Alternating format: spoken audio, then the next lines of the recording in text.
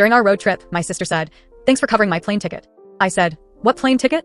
Mom nearly crashed the car. Our road trip was supposed to be simple, just me, my sister Kayla, and Mom driving up the coast to visit some family. The sun was shining, snacks were packed, and the playlist was perfect. For a while, everything felt normal. Then Kayla dropped the bomb. "Thanks for covering my plane ticket, Mom," she said casually, flipping through her phone. I blinked. "What plane ticket?" I asked, even though I already felt something tighten in my chest. Mom's hands twitched on the steering wheel. For a moment, the car drifted slightly out of the lane before she corrected it. "Oh," Mom said, trying to brush it off. "It was nothing. She flew in last weekend. I didn't want her to miss the trip."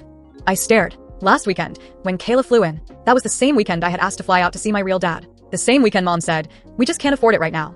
"Wait," I said slowly. "You paid for her plane ticket, but told me we couldn't afford for me to visit Dad?"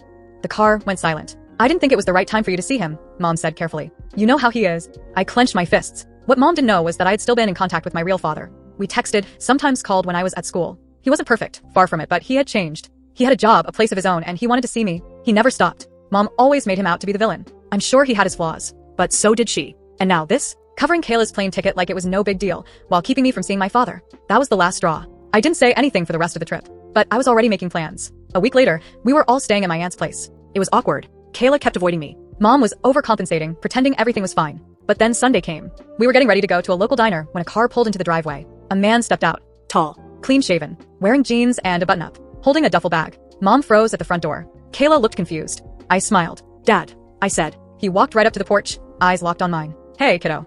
Mom's mouth opened, but no words came out. "How did you?" she began. "I invited him," I said. "He deserves to know me, and I deserve the truth." Kayla stepped back like she'd seen a ghost. Dad glanced at her. "You must be Kayla," he said calmly. "Heard a lot about you." She didn't reply. Mom was visibly shaking now. "You had no right to bring him here." "I had every right," I snapped. "You kept us apart for years. You lied. And now you're mad that I finally made my own choice." Dad looked at her. "I'm not here to cause drama. I just want to spend a little time with my son."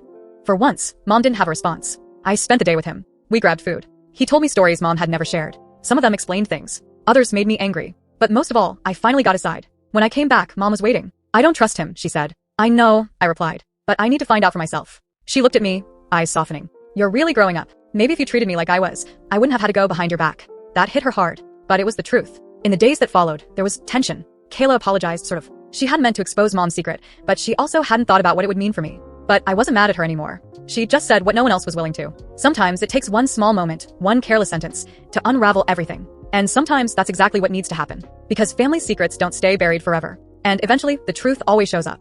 Movie Camera subscribe for more real stories.